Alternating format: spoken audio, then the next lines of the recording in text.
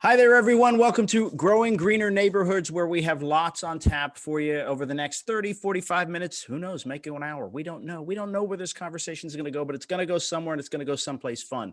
We are going to hear some stories about from folks who are doing great things to clean up their homes, to clean up their neighborhoods and beyond. And most importantly, keeping things out of our landfills, that don't belong, stuff that doesn't belong in our landfills. We want to keep it out of there, and they're doing a great job in doing just that. Whether it's through recycling, composting, gardening, people all around us are making a difference, and we're going to introduce you to some of them. They're all around the Brady Bunch thing going on right now on your screen. So first, let me introduce myself. I am Kevin Henry. I work with the fine folks with the Rappahannock Regional Solid Waste Management Board, better known affectionately around these parts as our board.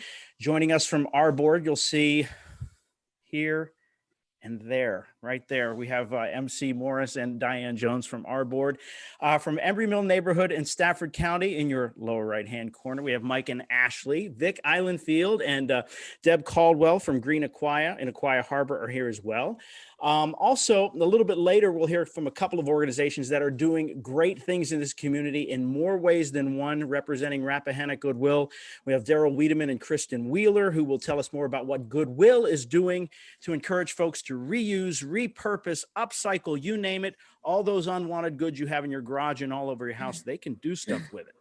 Also, finally, Steve Cox will be there. Steve's on your right of your screen there. He's going to tell us all about what a Habitat Humanity is doing and with its restore. So we're going to hear from all of these folks coming up. As we mentioned at the top, this program is brought to you by our board.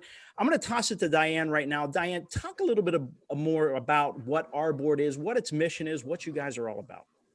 Well, I don't want to take the stage too long tonight. There's so many more valuable people here, but our board got involved because, and I'm not just saying this, number one, our actual board of executives asked us to start thinking about more than just recycling, and they really wanted us to set our goals going forward long term to look at reducing and reusing. So, we were already on that path, but we got blessed with the Aquia Harbour team as well as the Embrey Mill teams reaching out to us first. They were proactive and they loved this subject, and we decided that we really needed to support them.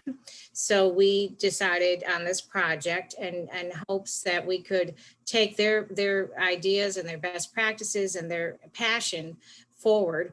And we also do have relationships as well through this board action item to us to work with Habitat for Humanity as well as Goodwill. And so the whole thing just came together because people came to us, and we thank them. And people certainly are getting it done. Thank you very much for that, Diane. Of course, we will welcome all questions from our participants. We've got some people watching. If you have any questions, even after this is over, you'll be able to see this video in its entirety, and you can email your questions, ideas, or other green practices that you may have to our board at staffordcountyva.gov. Again, that's our board at staffordcountyva.gov. We will repeat that email address in case you missed it right now later on in the program. Now, as we mentioned, we call this program Growing Greener Neighborhoods, and there are a number of neighborhoods all over this area that are just getting it done. How are they getting it done? Let's find out. Let's head to Embrey Mill in Stafford County. We are Ashley and Mike, and we live in Embrey Mill. We're just trying to be responsible stewards of the earth. I think our goal is just to leave the earth a little bit cleaner, to reduce our footprint, and really just for the benefit of the future generations. We've just been, like most people, very aware of all of the carbon dioxide in the atmosphere and the long-term effects of that on the viability of life on this planet. And so we were trying to do our part to not only reduce the carbon dioxide in the atmosphere, but to reverse it. And so we learned through a lot of research and conversations with folks who are also passionate that composting was a good avenue for that. So a way that we do that in our daily life is just through responsible handling of our food waste. We'll set aside our fruit and vegetable scraps, our coffee grounds, our eggshells, basically anything except for meat, dairy, and bones. We just keep our little compost bin nearby. On a daily basis, this little guy fills up, and then we bring it out to our patio where we keep another storage bin. We just repurposed it drilled a couple holes in the top just for airflow. And I'd say like maybe twice a month or so, we drop it off over our community garden where we add to the larger contribution that we've recently started here in Embrey Mill. I'd say that each bin that we drop off is probably around 40 or 50 pounds worth of food waste. So it's about 100 pounds a month. We've lived here for like 7 or 8 months. I would say, I guess, through rough math, we've saved around 6 or 7, maybe even 800 pounds of food waste from going to the landfill that would otherwise just decompose, emit carbon into the air instead of turning it into compost and bringing it back down into the earth where it belongs. And that's just our household. It's a really great family opportunity to go over and we mix it. We let Elise mix it. We take the temperature, see how it's doing. That's all nitrogen-rich material that the earth loves. Whenever you have a good ratio of nitrogen-rich greens and carbon-rich browns together, then it forms life in a way. Worms and insects and bacterial growth and fungi all come together whenever the ratio is correct in a pile, start breaking it down and turn it into usable soil supplement called compost. There's going to be plenty to supplement the soil at the garden to support the community crops that are grown there. And then there's going to be plenty left over for residents to use in their own backyard gardens. We may even donate some to local Stafford or Fredericksburg farms. It's all about developing those good habits. And the more you can make it habit, then the easier it is to just continue doing it. It's easy to not really realize the impact on the landfills in your community with everything that ends up in the trash. But I think that, something that we've learned once we started separating our food scraps and things that we know can turn into compost, it was such a large amount of stuff that we no longer have to put into our trash can and we know is not going to end up in a landfill somewhere. And so I would just urge the community to just to give it a try. And like I said, it does take effort and time to do it, but it does, once you make it a family affair, it does become routine and fun, and it's exciting to see our daughter excited about it. I would like to think that as parents, we're helping to teach our children and also other children in our community to not take for granted what they have, to take care of the earth, and we're giving them tools through knowledge of how to do that.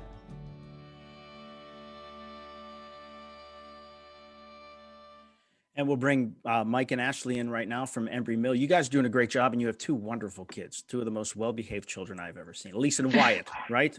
Elise and Wyatt? That's right. Yep, Yeah, Elise and Wyatt.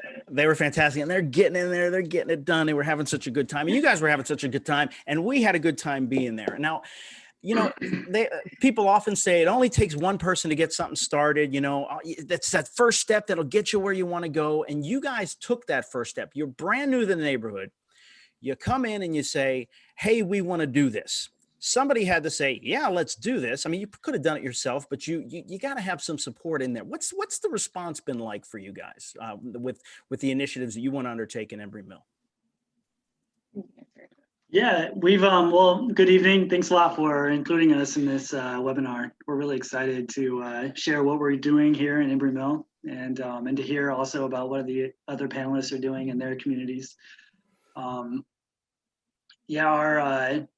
Our community has been really supportive and uplifting and really accepting of this composting effort. And there was very little barrier. We reached out to the garden committee that was in place at the time, and they reached out to our HOA, and the HOA gave us a thumbs up and said that's fine. And the HOA went so far as to buy some tumblers for us to put in the garden. So it was a great response. Yeah, in fact, they've our HOA has been like, when is this Our Board video going to be available so we can post it to our Facebook page? They're super excited to get the word out about what we're doing and about what everyone else is doing on the panel. Well, the idea behind this is to put people out there like you to show folks that this can be done in any neighborhood around here. So what can you tell folks that live in these neighborhoods all over this area on how to get started? Because a lot of folks will be like, yeah, I'd like to do that, but I have nowhere to begin. I have no idea where to begin. What kind of advice do you have for those folks?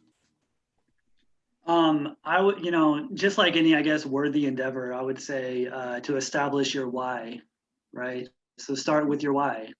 For us, our why, as you pointed out, is our two wonderful children that we have, and also the children in our community and basically around the country and world.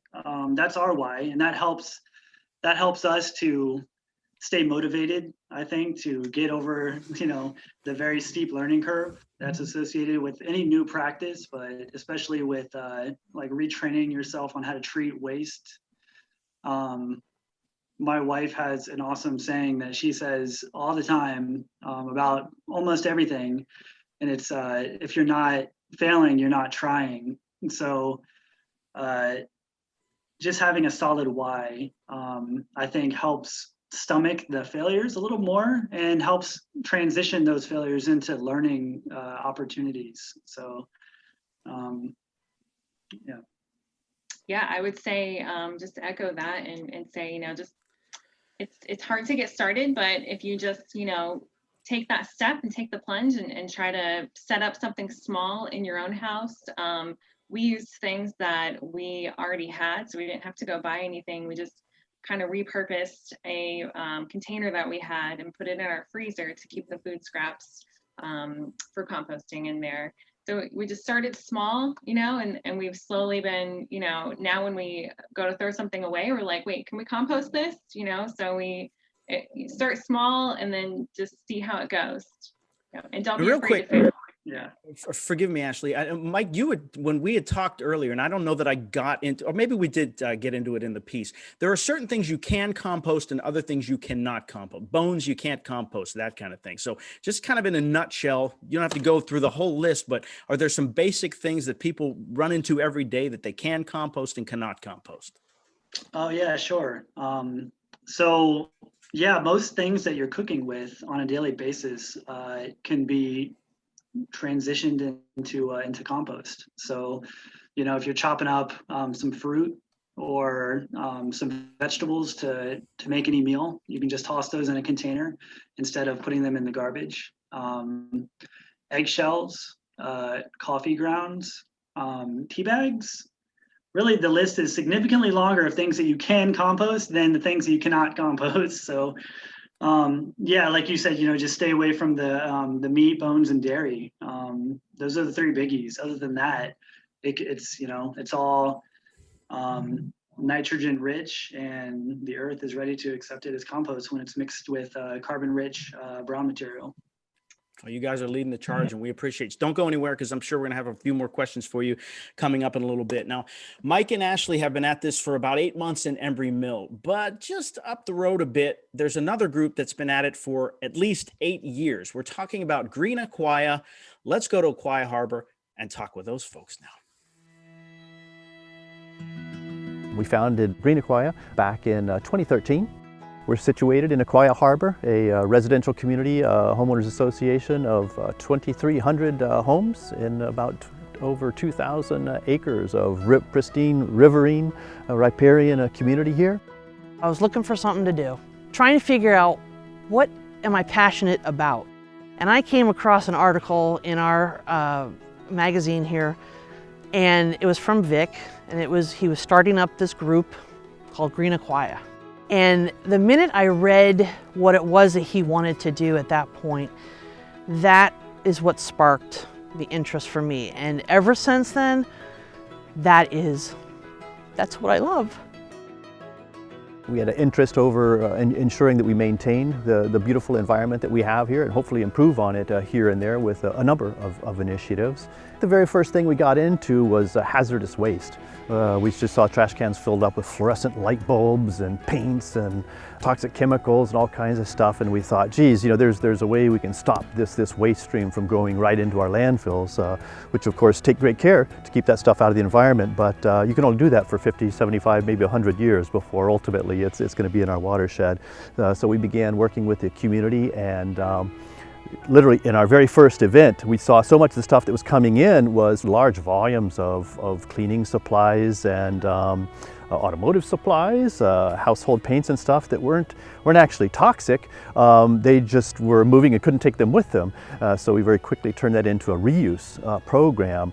So all the stuff that was truly hazardous and at end of life and really had to be gotten rid of in an environmentally sensitive way, we partnered with Stafford County and the R Board to get rid of that sort of toxic waste. But the stuff that was eminently reusable, we cleaned it up and remarketed it on some of the free websites like Craigslist and things of that nature, FreeCycle. The stuff that we couldn't sell, we would then take to, like for instance, we would get plastic bags. We would take those to a Giant or Safeway or Shoppers or something like that. Batteries we would take to Home Depot. So it's helpful to get the stuff out of everyone's homes because you can't put them in or shouldn't put them in the trash or the recyclable.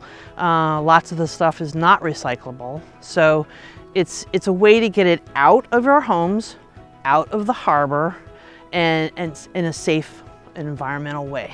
On an annual basis, we do 2 cleanup activities. The first one is the spring cleanup that occurs late in April. And primarily we focus on walkways and parks and playgrounds and things of that nature. But we also put a team normally into Austin Run here, and we walk Austin Run or canoe or kayak it all the way from Route 1 to where we're standing right here, where the water gets thinned out enough where you can't quite get through it. And we get dozens of people that come in from the community, and we get a great group of community folks who are interested in keeping their community as pristine as it is, and send out families with kids in their little bags and trash grabbers and stuff, and they seem to make quite the day of it. They have a good time and help us clean up the community. Once we do the community cleanup in April, then we do a July stream cleanup, and that entails boats. So we have folks from the marina, plus some of our own members that bring their boats or canoes or something like that. And they go, again, in Austin Run, they do Aquia Creek.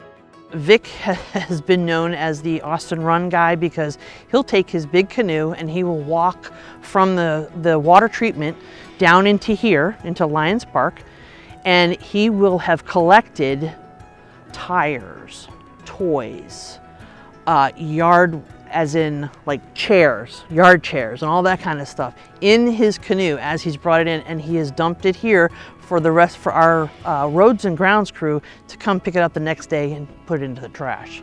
So yeah, we do a lot of cleanup here. We have 4 points in Aquia Harbour, 2 on Austin Run and 2 on Aquia Creek, where we test the water for both bacteria and E. coli and dissolved oxygen. And dissolved oxygen is primarily for the fish. So if the fish are okay, then we should be able to eat them. We should be able to go into the water, okay? As well as the E. coli tells you whether or not the water is safe for going into. We got training through the Virginia Department of Environmental Quality, supported by the Alliance for the Chesapeake Bay. And now on a monthly basis, we go out and we test the quality of water in our streams. People come and they fish in these waters, so we want to make sure that it is safe. And the other thing is that we upload all the information into a database for the Chesapeake watershed. And because of that, people then know whether or not the waters within Aquia Harbour are safe, whether the waters coming out of Aquia Harbour are safe. So that again is another thing that drives us to do this once a month. We've not only tested it, we've identified problems, and we've worked with governmental entities to get those problems corrected to improve the quality of water here in Aquia Harbour. So it's been a very fruitful adventure, I think. We are standing in the Green Aquia Community Garden. There's 30 plots. You can rent a plot for a season. It's very reasonable. You get a 10 by 20 foot plot. It's very popular because not everybody has good sunlight at their home. Like I have the blessing and the curse of mature trees, you know, so I don't really get a good place for sunlight. So I looked into it. I thought, I'll try it, you know, And after a year, I was hooked. It's a nice little getaway. It's a way to get out of the house. I've always loved gardening ever since I was a little girl. I used to garden with my grandmother. I just love it. It gives me a lot of satisfaction, and it's also a great stress relief. And I've met some really, really awesome people through the garden as well. In current suburbia, there's just simply not a lot of gardening going on. It's been separated from the urban and suburban environments. So we thought we really needed to bring people back to their roots, remind them of where the produce comes from, help teach them how to grow it. It has grown from just a handful of people working out in an open field to a fully enclosed garden that currently supports 28 families. And it's been totally full, running at full capacity for the last 2 years. Within the garden structure, we have work groups, okay? And one of the work groups is for composting. We have 3 compost bins at the back just for the garden plants. When we have good, viable black gold, as it's called, really nice, rich compost, then it will be available for members to use to augment the soil in their plots. I just really enjoy it. Yeah, it is my happy place. Green Aquia is all about preserving our waterways, preserving our natural environment. And because the garden's focus is that it's all organic and, you know, we treat pests and everything else and fertilize naturally, that it's really a showcase for that. You can do just a little bit. You don't have to do everything that you see us doing. If you just take your trash bags or the bags that you get for groceries, if you take them and you put them back and give them back to the grocery store, you don't use them, you reuse bags and that kind of thing. That's one little step that you can take. I know there are people out there that want to do this, maybe they just don't know how to do it, how to get started. And if they just come to one meeting of Green Aquia, I'm sure that they will continue to come. And we'll bring back Vic Ivanfield and Deb Caldwell into the conversation now. You know, it's tough. 8 years is a long time to keep anything going. So my question is just, I don't know, it's maybe an easy one, maybe a hard one. How difficult has it been or how easy has it been to sustain something like this and keep people engaged for such a long time? Yeah, it's tricky, and you know, fortunately, it's a large neighborhood. We have a local community paper that has pretty good exposure, and we just try to keep the voice of the environmental consciousness out there among the residents of Aquia Harbour through those communications, and we of course invite them to come to the meetings with us. Oftentimes we have bringing guest speakers on special topics. Deb's been a real champion of bringing folks in to broaden community interest.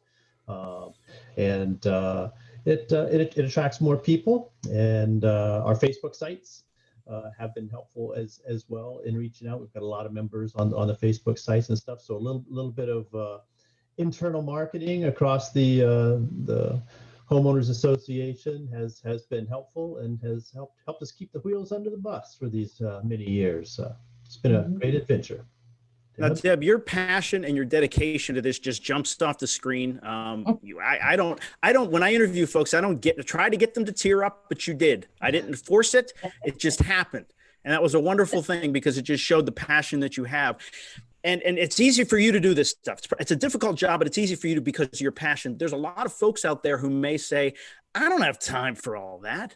But is there, and you mentioned the shopping bags, to recycle the shopping bags, but are there other little things that people can do to just get started? Because at the end of the day, it all adds up to something bigger. If everybody does something a little small, it probably make a mountain out of this thing. So what kind of tips can you give to folks? You've been doing this a long time to just get started, kind of like what Mike and Ashley were talking about.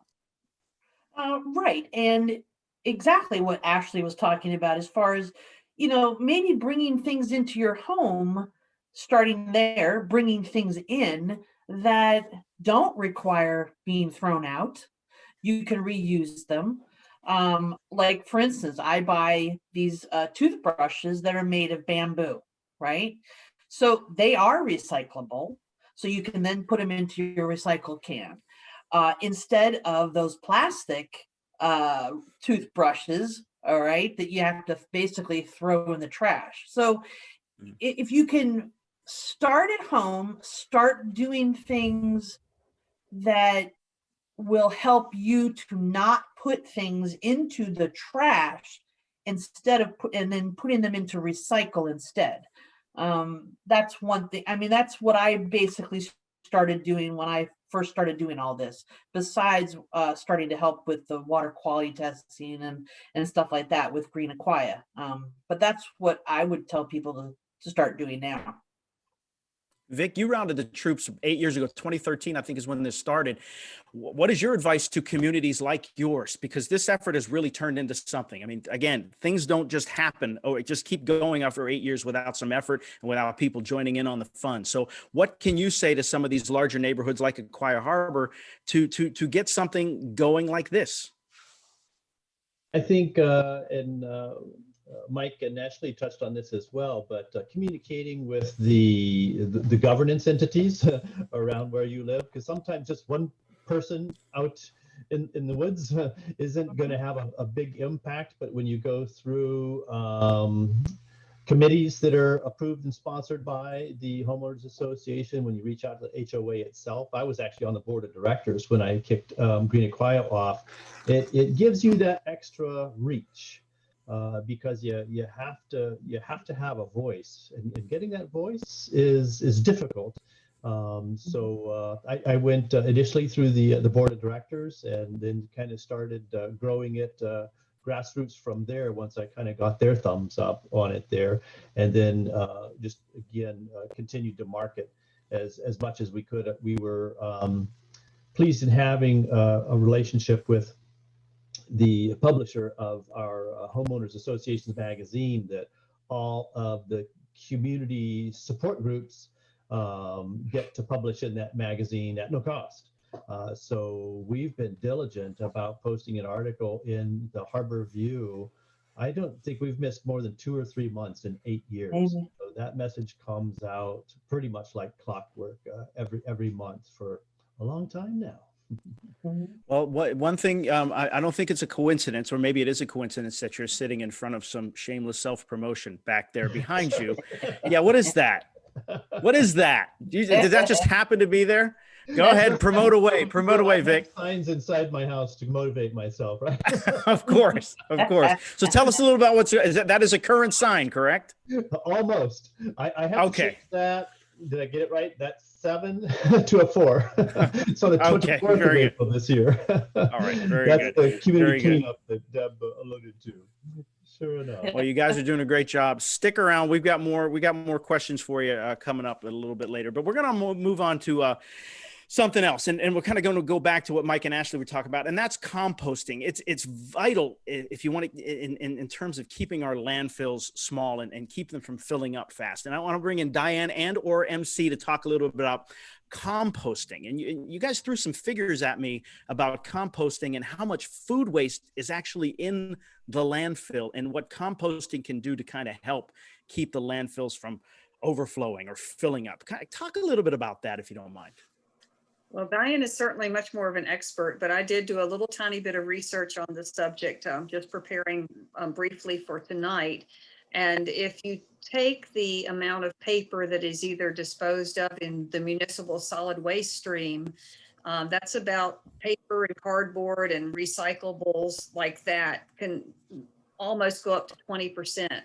And then 20% of it, rough numbers, are yard debris and browns, right? So those papers are browns, right? And Mike and Ashley, am I right? Papers are browns, and yard debris, they're sometimes greens, but then they turn to be browns. So that's good. And then if you take food waste, except for the dairy, all that together is like 40% of what's in the municipal solid waste stream. And so if you could keep those items, and you can't keep all of them out, but if you can keep a lot of them out by composting, that's a remarkable thing to be able to divert from the landfill. And I just want to explain just for a few moments about landfill diversion. We're in the business, the R board's in the business of running the regional landfill. But basically, we're in the business of trying to conserve the space in the landfill. We certainly want everyone that's appropriate to bring us their waste, the things that have to go in the landfill, but the things that don't have to go in the landfill means the landfill lives longer. It means we don't have to build as many cells. We don't have to spend as much money. And we also, who wants to build another new landfill in anybody's backyard? Nobody wants that. So if we do these actions that people are speaking of tonight to keep this landfill alive longer, and just to allow more items to not come to us in the first place, to either be upcycled or reused or recycled, then we're all going to be in a better place environmentally and financially and all those many ways. And to add on top of that, I mean, sometimes we see bikes, we see furniture, we see clothing, we see appliances that are just put out for the trash. Some of them make it to the landfill, some of them get diverted. But if we keep those out, that's going to prolong the life of the landfill, and we won't have to build another or dig another one or build another one, whatever the case may be. And that kind of brings us to reuse. Our goal here is to get neighborhoods excited to reusing that stuff that you don't need anymore, because just because you don't need it doesn't mean somebody else can't use it. Of course, it could be as easy as getting together with a bunch of like-minded neighbors and coming up with a reuse day in your neighborhood or something like that to repurpose or upcycle, as these folks like to say, those items that you were planning to just throw away.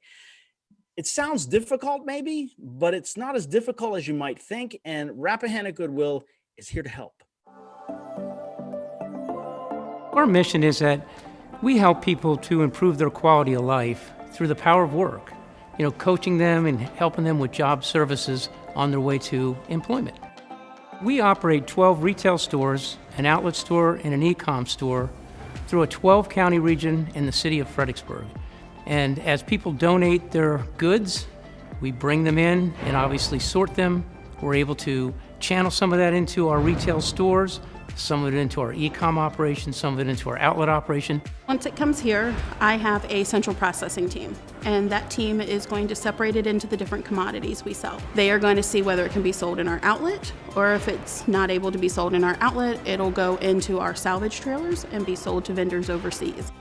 We take everything possible and find another use for it, whether it be metal or cardboard or clothing, shoes, purses, hats, housewares.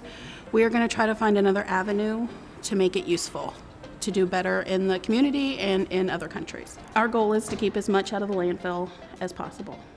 The interesting part about it for me is that I've spent many days at the landfill, and same question, like, what is that doing? A perfectly good sofa, a perfectly good, bike, or any of the things that are in the landfill that really shouldn't be there. And when I realized what we can do with it and helping people with our overall mission, job services, redirecting things, and basically just helping the entire community to redirect things that should not go into the landfill, it feels really, really good.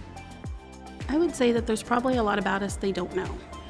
They don't realize that we have such a department back here. They see the retail store and they think that's where it ends. It's not where it ends, it's just where it begins. Just because you don't see your goods in our retail store doesn't mean that they're not doing good. E-commerce is kind of the polar opposite of aftermarket. So not only do we get our gently used and our more than gently used stuff, but we get stuff that is kind of a one-of-a-kind treasure. And that stuff goes to our e-commerce department. And that we post on either Shop Goodwill or we have an eBay storefront as well. So this is where we take stuff that is more rare and maybe has a greater value. And we are able to post it online for people in all of the US to see. We're your destination. We're your first stop. We are the best alternative that people can have in terms of a landfill. So if you bring it to us, we can handle all of those goods that ultimately would have ended up in a landfill. Our landfills are so big and so vast, and to know that we're able to do everything we can to cut down on that is amazing. Now, Rappahannock Goodwill is not alone in this endeavor. They're doing a great job, but they're not alone. We have another partner that is in the reuse business and the repurposing business, and it says so in the name. It's called the ReStore. And Steve Cox from Habitat for Humanity invited us in for a tour. We have pretty much any type of furniture item you can think of. We have appliances, small and large, just a lot of different variety of things. I'm Steve Cox. I'm a donation coordinator here at the Greater Fredericksburg Habitat for Humanity. Our mission here is to bring people together to build homes, community, and hope. We are in the ReStore. This is basically where we resell the items that are donated to us. Any of the profits that we make here at the ReStore go back into building people homes.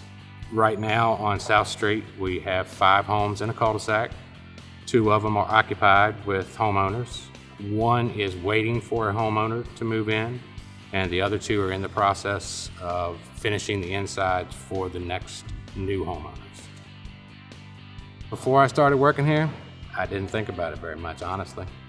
Once I started working here and seeing the amount of items that people donate and what good it does for the community, then I started realizing how much we do need to keep things out of landfills. Besides the furniture and the appliances, we also have all types of building materials: electrical, plumbing, tile, carpet, windows and doors. We also take paint that is less than 2 years old with no rust on the cans. Other stuff would end up in somebody's yard, maybe in the landfill, somewhere other than going to a place that it can be reused. Before you throw any items away, give us a call. We'll come and pick it up as long as it's reusable. The easiest way to schedule a pickup is to go to our website, which is fredrestore.org. Go to the top right, click on Schedule a Pickup, fill out all the information, and you'll receive an email response with our next available pickup date. If you're donating here at our donation center, you pull to the back of the building, pull around to door number 1. That's the donation door. Someone will greet you, see what items you have to donate, and give you a donation receipt when you're finished. We hope that we can get people involved and get, let them know about what's going on so that they call us and donate it to us instead of taking it to the landfill. Helping people, helping the community, keeping stuff out of the landfill, it's all important, and I really enjoy it. And these 2 organizations are really what it's all about. Just this 2-pronged attack that each one of them has to help people and then to keep things out of the landfill. It's a wonderful thing. Let's bring in Daryl Wiedemann, Kristen Wheeler, and Steve Cox from ReStore. Kristen, I'm going to start with you because you said something that I was like, oh, really? When we talked last, and you said, we'll take anything. Because the line doesn't just stop here in terms of where these things go. They can go elsewhere. Because what you're saying is there's probably a use for anything, and you guys have a system in place that makes sure it goes somewhere where these things can be used, right? Absolutely. I have several vendors that will take just about anything we can offer them. And it doesn't have to be the brand new stuff, the gently used. It can be the lovey that your child loved on for 10 years. They're going to take it, they're going to reuse it, give it to another child to love on for another 10 years is how it works for us. That's fantastic. And Steve, I guess a couple of questions for you. You guys can schedule pickups, and you guys, you're in certain areas at certain times of the week, or kind of explain how somebody maybe can call for a pickup and where you guys are maybe at certain times. Well, basically the website has days of the week that we're in the areas that we pick up from. And it lists items that we do not take. Some of the items we do take might not be listed, but if you have a question about an item, look on the website. It says items that we do not accept. One of the reasons we did this webinar is that we found that both Habitat for Humanity and Goodwill are very willing to, at no charge, come to many neighborhoods and HOA communities and do a reuse day. So a lot of these communities, including my own, have yard waste days or yard sale days. And afterwards, there's a lot left over. And so they are willing to come and actually take whatever other people haven't been willing to buy that day. And this is a great way for people to get rid of all of their items after a large yard sale event. Yeah, and we have begun working on that. As a matter of fact, we've got 2 already set up, and Aquia Harbour, Vic, has reached out to us as well, and we're working on the annual yard sale staging of that, and Kristen has her team ready to go. So we're beginning to work on that and expand that partnership. And these will be planned events and staffed so that we can obviously encourage people and we can control the stuff coming in and pull stuff that they didn't even think that they could give us, and, you know, pull some of that in to keep it out of the landfills. And then, of course, on the flip side of that, or on the benefit side, is, you know, it's just another, let's say, another event for us to be able to, you know, bring in goods and continue to service the community. So we're working on that. We're going to continue to expand it, and we can stage these trailers and staff them and, you know, coordinate them, so to speak, with these planned events. You've been here for a little more than a few months, I think, with the Rappahannock Goodwill, and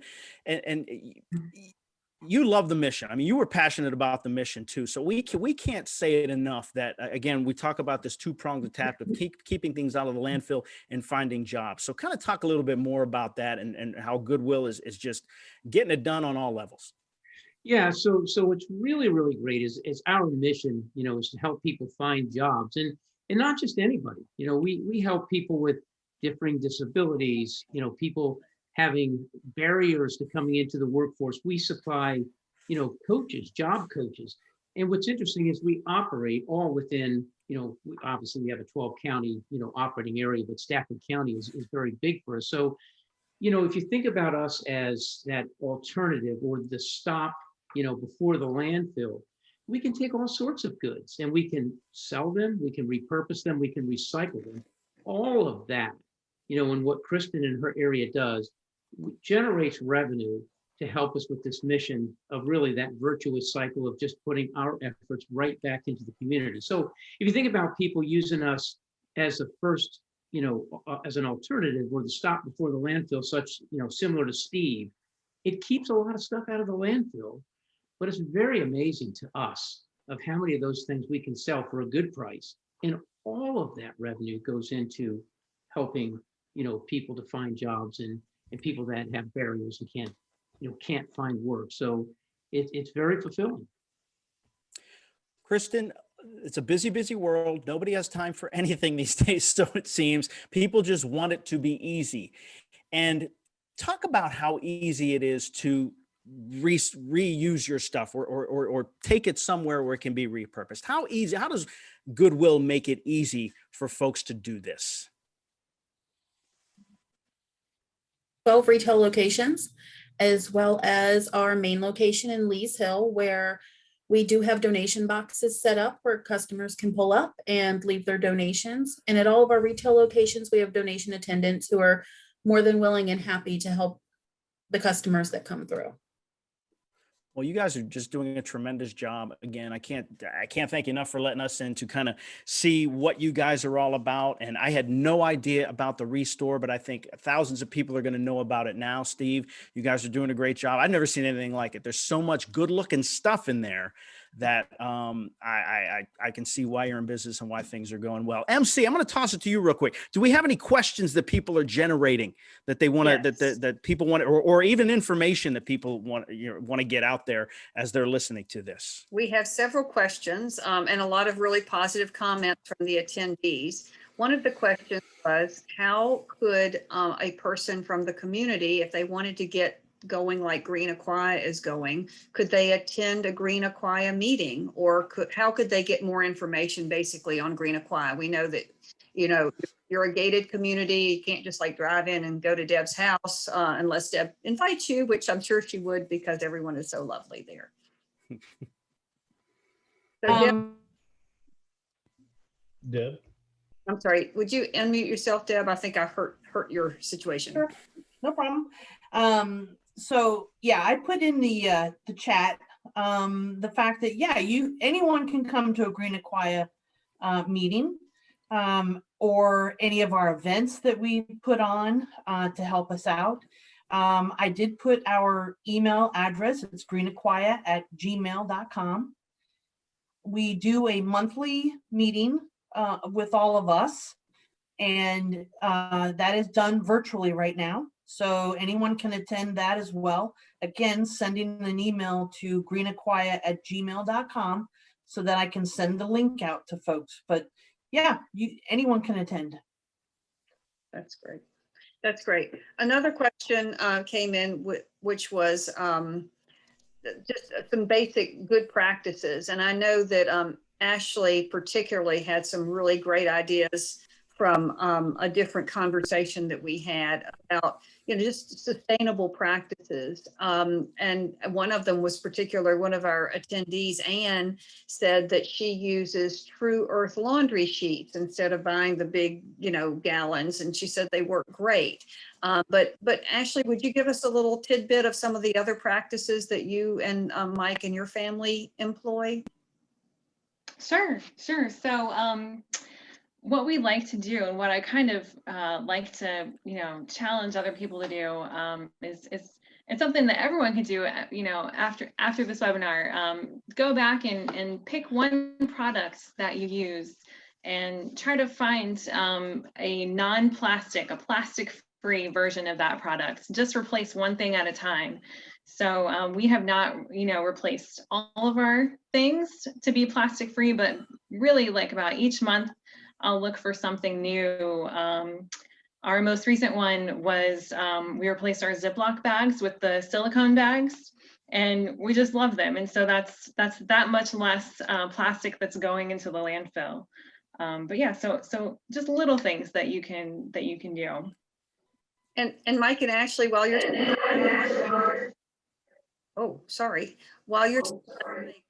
maybe you could explain. Someone asked about the browns versus greens in terms of composting, and please to explain what brown material is. Sure. So I guess, greens is like pretty much what you would eat, and then browns is stuff that you don't eat. So in our garden, we use like dried leaves or shredded clean white paper to balance out the greens. So yeah, any like clean brown or white paper, dried leaves, wood chips. Yeah. So pretty much anything that's organic that is not edible. And I think what the great thing I'm learning, especially from the folks with Mike and Ashley and Deb and Vic, is you're not just paying it lip service. You guys are getting educated. You guys are going to school for this and learning all kinds of stuff and then passing that down. I mean, that Vic, talk to that. I mean, there's a dedication there to it, that you're not just, this isn't a fly by night thing. You guys are taking this very seriously, because as we all know, the water up there, the areas up there are beautiful, and you want to keep them that way. So it's important to get that education, isn't it?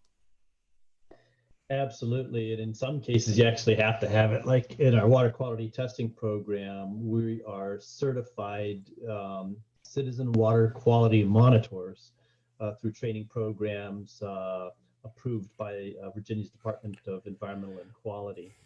So in that case, there's actually formal education. Otherwise, I think it's mostly a personal initiative and drive. I always liked Malcolm Gladwell's construct of a maven, someone that just simply can't help themselves, but to just dive so deeply into doing this one particular thing and being the best they can possibly be at it, really becomes, the community expert about it, kind of a deal. And I think in our water quality area, we had Andrea Black initiate that, and Deb has taken that forward and led that. And all these initiatives, everybody can't do everything, right? Or you just burn yourself out. So we have, probably almost a dozen different initiatives going. So we try to ensure that we have someone that kind of specializes in that area and wants to lead that area. So that both the educational requirement and the personal energy requirement going into it is spread across a broader pool of people. MC, you have anything else? There was nothing else on the chat line. I do feel like we will be putting up a little tidbit on how to continue the conversation. I am so inspired by this discussion that I would like to say that it encourages me so vastly that I'm hoping that when people hear this and watch it, we'll be able to maybe garner 7 or 8, maybe 10 people to start a, Greener Stafford Advisory Council and allow people who have good ideas to each other. And I think that would be something, especially now that we have a Zoom platform, that we could do this maybe once a month, maybe once a quarter. And this conversation might be able to continue and be facilitated further on, litter prevention, recycling ideas, upcycling ideas, and how to be much more environmentally stewards of our good earth. Well, I tell you what, I hope that you can't keep the people out of the Restore. You can't keep them out of Goodwill, that they just bombard you with all of this stuff to keep these missions going. And I just hope that there's a groundswell of people that are doing what they're doing at Green Aquia, what they're doing in Embrey Mill. I mean, I think the passion shows, and I think, I hope, and I think that people are going to listen to what they heard here on this, and go ahead and go forth and prosper in their own way. So I can't thank you guys enough for being here tonight or today or whenever you watch this. I can't thank you guys enough for being here with us, creating growing greener neighborhoods. I mean, it's something you're passionate about, and I'm sure that the passion is great. You're just planting a seed, so to speak. Once again, as MC alluded to, if you have any questions, ideas, or are looking for ways to follow these folks with an effort of your own, please reach out. You can head to our board's website at r-board.org. That's r-board.org. The phone number is 540-658-5720. Again, 540-658-5270.